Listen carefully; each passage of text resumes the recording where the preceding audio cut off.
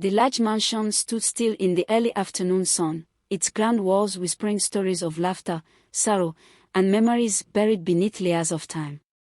She walked in, her schoolbag slung over her shoulder, and for a moment, she stopped at the foot of the grand staircase, staring up at the large portrait hanging on the wall. It was a picture of her father, standing proudly with his arms around her, and beside them, her late mother, smiling, full of life, full of warmth. She swallowed hard, her heart clenching as tears welled in her eyes. Her mother had been everything: love, safety, warmth. And now, all she had left were memories. Her fingers trembled as she reached up, brushing her hand against the frame. She wanted to say something, to whisper, "Mama, I miss you," but before she could, a voice cut through the silence. "What are you standing there for, staring at pictures like a lost soul?" She turned sharply. Her stepmother, Grace, stood at the top of the staircase, her arms folded across her chest, her face twisted in contempt. "Didn't I warn you about coming back to this house with that evil face of yours?" she spat. The girl froze, confused. "What did I do?" she asked, her voice barely a whisper. Grace stormed down the stairs, eyes burning with venom. She reached her and shoved her roughly, causing her to stumble back. "You want to know what you did? You are a curse. You ate all my children in my womb. You evil, wicked child. Ever since your father married me, I've not been able to conceive. You steal my blessings. You took everything from me." The words stabbed through her chest like knives. She gasped, stepping back as though physically hit by each syllable. Mother. I don't understand. Don't you ever call me mother." Grace screamed. "You are not my child. You are nothing. I swear, I will make life unbearable for you. I will make you regret ever being born." Tears streamed down her face. She dropped her bag and walked up to her stepmother, staring into her hateful eyes. "I don't understand," she choked. "What did I ever do to you? I loved you. I wanted you to be my mother. I was the one who begged my father to marry you because I thought you were kind. But before she could finish, Grace slapped her hard across the face. "Shut your mouth." Pain exploded in her cheek, and she staggered back. The impact was so hard she almost fell. "You think your fake tears move me?" Grace hissed. "Go to the kitchen and clean up everything before you even think about eating tonight." Her legs shook as she turned and walked toward the kitchen, silent tears dripping down her face. The more she tried to understand, the more it hurt. For days after, Grace acted normal, cold and harsh as usual. Then suddenly, one afternoon, something changed. She became nice. For the first time in years, she called her by her name instead of useless child or evil girl. She smiled at her, patted her hair, and even apologized for the way she had treated her. "I've realized I've been unfair to you," she said, her voice trembling with fake emotion. "I've been struggling with jealousy, but I want to change. I want us to be a family." The girl stared in disbelief. Was this real? Was she dreaming? Grace reached out and pulled her into an embrace. "I made something special for you," she whispered. "Come and eat, my dear child." Tears of joy filled her eyes. She had waited so long to hear those words. Maybe, just maybe, things would finally get better. She sat at the dining table, staring at the plate of steaming, delicious food Grace placed before her. The woman watched her intently, smiling warmly. She took the first bite. Then the second. And then. Years passed, but instead of softening, Grace's hatred for Amanda only intensified. Every morning, as she watched Olimide and Amanda laughing over breakfast, her blood boiled. Every night, as she heard their cheerful conversations echoing through the halls, her heart ached with rage. No matter how hard she tried, she couldn't erase the girl from Olimide's heart. Grace had entered this home expecting to become the queen. Yet, Amanda still held the throne. And that reality was killing her. One evening, as Amanda was setting the dining table, Grace called her over. "Amanda," she said sweetly, her voice dripping with false kindness. Amanda turned, startled. "Yes, Ma." Grace folded her arms, looking her up and down. "I need you to understand something," she said coldly. "You don't belong here." Amanda's heart pounded. "This is my home," she whispered. "No, little girl," Grace sneered. "This is my home now. And you? You are nothing. You are a visitor your father has refused to send away. But I promise you, one day, you will leave. And when you do, you'll never return." Amanda's hands trembled, but she stood her ground. "My father loves me," she said, her voice stronger than before. "And no matter what you do, he always will." Grace's face darkened. "You will regret ever being born," she spat before storming away. Amanda turned back to the table, blinking back tears. She was only a child, yet she felt like she was fighting a war. One day, Grace's longtime friend, Patricia, came over to visit. They sat in the living room, drinking juice and gossiping, when Amanda walked past. "Amanda." Grace barked. "Come here." Amanda hurried over.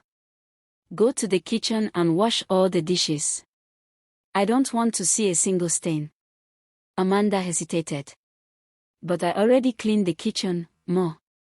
"I."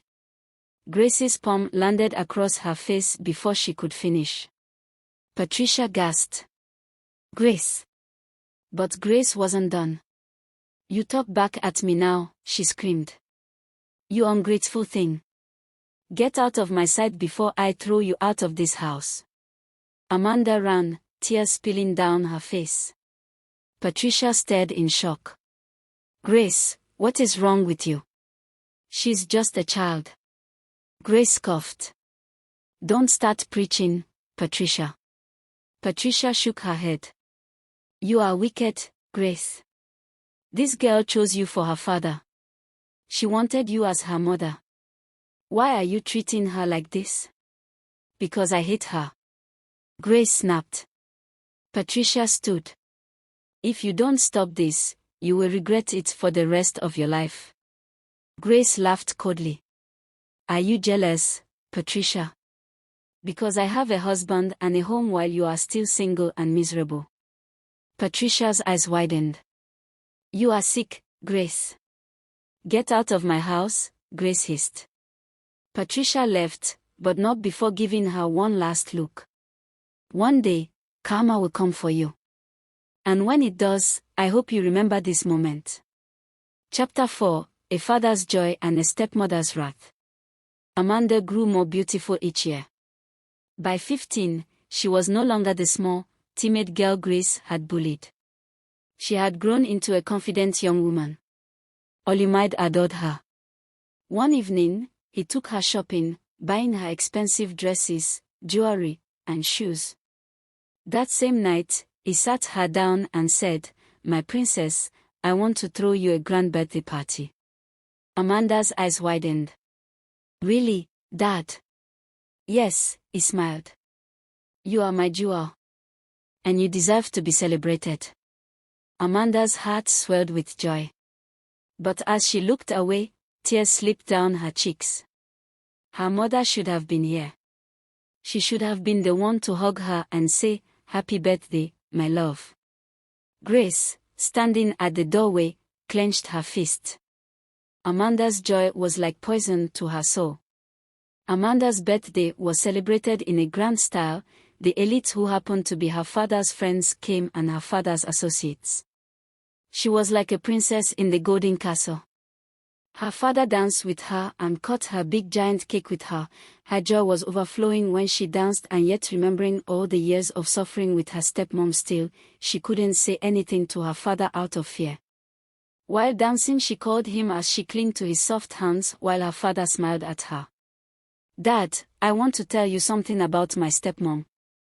she said, and the end pause. Yes, darling, go on, my princess, anything, tell me, what is it? No, Dad, I mean, I want to ask for a favor, please, will you grant me? With all my heart, my princess and majestic, before everyone here I will grant whatever request. It's about. She stuttered when she saw her stepmom's eyes was all on her, and she knew she might be in trouble as her father would travel soon. She couldn't say anything anymore. What is it, princess? He asked. Don't worry, Dad, I just wanted to tell you I wanted to be transferred to a boarding school. I don't like my school anymore, and I want to learn how to be alone and not miss you too much when you travel anymore. I want to learn how to make friends and get close to people. Princess, don't you love me anymore? So you want to leave me to a boarding school? I know, I've been busy with so much work, and I'm sorry, baby. I promise I will always be here for you more than ever. I know you've not been happy with me, and I can understand, but please don't leave me, baby. I will never leave you, Daddy. Daddy, you are the only thing I have in this world. Please don't leave me too, because I don't want to suffer anymore. Amanda said as tears streamed down her face. Suffer? Why would you suffer, princess? Is there something you're not telling me? Please don't cry, because nobody will make you suffer and nothing will.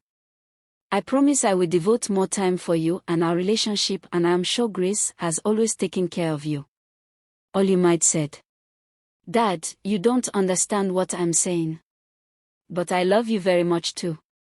A month after Amanda's 15th birthday, Grace finally decided to act. She could no longer bear the girl's presence. So, she made a plan. One evening, while Olimide was away on a business trip, Grace prepared Amanda's meal. But instead of giving her proper food, she took leftovers meant for the dogs and mixed them with a deadly powder. She carried the plate to Amanda's room.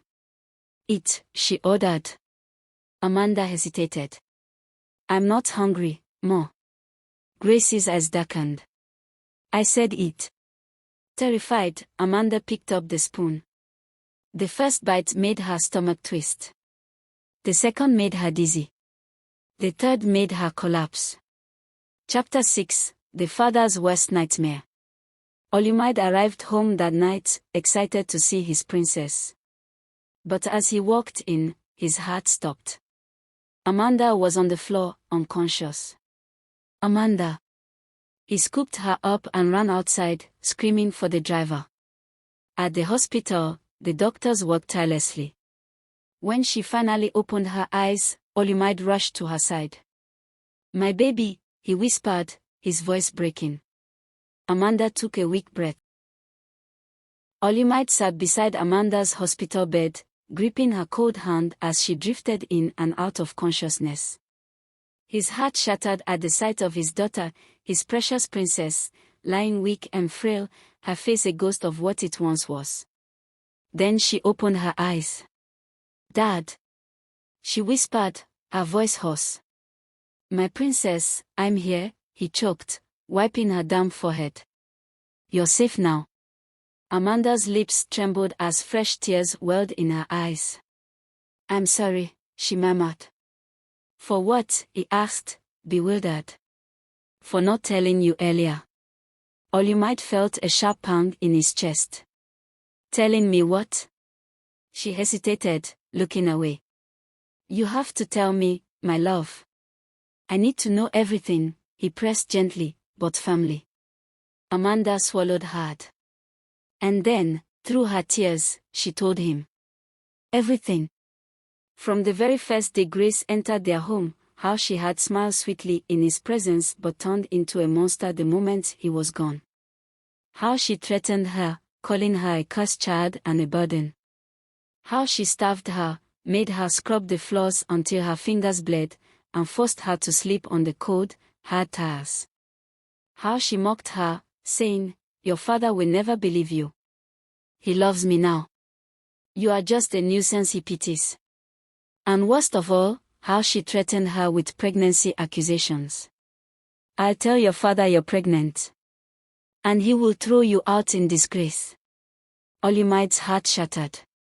Memories of all those times his little girl had seemed cold, withdrawn, and scared. All those times she barely ate when he was home, only to later hear Grace say, "She's refusing food again. She's stubborn, Olimide." All those times he found her alone in the dark, curled up, hugging her knees. How did he miss it? Why didn't he see it? Tears streamed down his face as Amanda sobbed in his arms. "I was so scared, Papa. I wanted you to be happy. And I thought she loved me. But she lied. She only wanted to be your wife, not my mother." Olimide let out a heart-wrenching cry, shaking his head violently. "My God, what have I done?" He clutched her close, pressing a trembling kiss to her forehead. "I failed you, my princess. I failed you." But he wouldn't fail her now. Never again. Olimide drove like a madman. His grip on the steering wheel was so tight that his knuckles turned white. His heart pounded with pure rage. His eyes burned with unshed tears. He barely remembered stopping the car in front of his mansion before storming inside, his voice roaring like thunder. "Grace!" She appeared at the top of the staircase, startled. "Olimide." Before she could say more, he charged up the stairs. "What did my little girl ever do to you?" he bellowed, his voice shaking the very foundation of the house. Grace's face paled. "Oh, Olimide. Don't you dare say my name," he roared. "She loved you. She chose you. If not for her, I would never have even considered marrying you. I never even liked you, Grace. I didn't even know you. But my daughter, my innocent, pure-hearted princess, thought you would be the perfect mother for her. And how did you repay her?" Grace dropped to her knees, trembling. "Please. You starved her. You beat her. You called her names. You threatened her. And his voice cracked. I let you. I let you because I was blind. But never again." She clasped her hands together. "Olu, please. I was just jealous. But I will change, I swear."